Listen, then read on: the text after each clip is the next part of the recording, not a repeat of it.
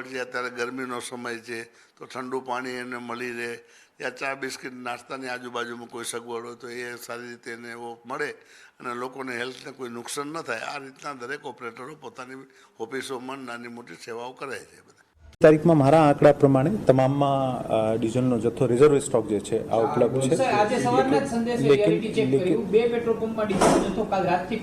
લેકિન અમુક આજને આપ બધાએ જાણીએ છીએ કે અગાઉમાં પણ આપણે અહીંયા એક ક્રાઇસિસની સ્થિતિ થઈ હતી, જ્યારે એક પેનિક બાઇંગના કેસના કારણે ઘણી બધી લાઈનો લાગી હતી। એવા કેસીસ થતા હોય છે ને એવા કેસીસમાં પછી આપણે આને વાત કરીને ઓઇલ માર્કેટિંગ કંપનીને વાત કરીને આને ઝડપથી ડીઝલ અથવા પેટ્રોલનો જથ્થો જે છે સમયસર મળે। લેવા જાવ તોય લાઈનમાં, નોટબંધી હતી તોય લાઈનમાં, અને અત્યારે ડીઝલમાં થઈ તોય લાઈનમાં। હવે તો અમારે આમાં કરવાનું ખેતી કરવી કે આ લાઈનમાં રહેવું? સવારે વહેલા 4 વાગ્યાના અમે લાઈનમાં છીએ, હજી 10 સાડા 10 થયા તો છતાં વારો આવ્યો નથી, અને 2-3 હજારનું ડીઝલ આપે। હવે એમાં 6-7 કલાક ખેતી કામ કરવાનું, પછી પાછું ડીઝલની લાઈનમાં રહી જવાનું। આ ડીઝલ પંપે 3000નું ડીઝલ આપે છે, ખેડૂતને કરવું હું એમ।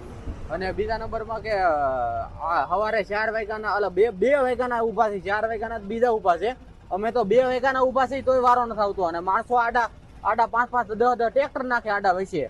હવે એનો શું નિકાલ કરવો? સરકારને કંઈક આનો આગળ પગલું વધારવું પડે એમ છે સરકારને। હવે હું પંપ ઉપર ડીઝલનો પુરવઠો પૂરતો છે પણ વિતરણ બરાબર થતું નથી, તો પુરવઠા ખાતાએ જાગૃત થઈ અને આ ડીઝલનું વ્યવસ્થિત વિતરણ કરવું જરૂરી છે।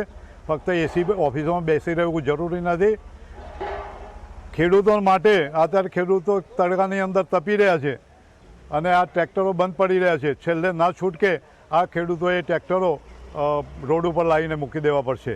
ખેડૂતોને ડીઝલમાં પ્રોબ્લેમ થાય છે અને સરકાર કહે છે, પુરવઠા વિભાગ કહે છે કે પૂરતા પ્રમાણમાં ડીઝલ છે। ડીઝલ હોય તો પેટ્રોલ પંપવાળા ખેડૂતોને 500નું કેમ આપે છે?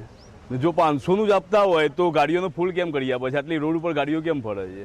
500 રૂપિયાના ડીઝલમાં ઘરેથી ખેતરમાં ખેડૂત જઈને નહીં આવી શકતો।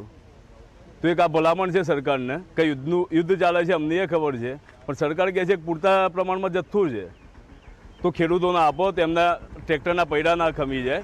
તો આ પાછળ જોઈ શકો છો કે આ બધા ટ્રેક્ટરો લાઈનમાં પડી રહ્યા છે। 20-25% ટ્રકો થંભી રહી છે ડીઝલના અછતના કારણે, જેનાથી ડ્રાઈવરોને છૂટા કરવાનો સમય આવે છે।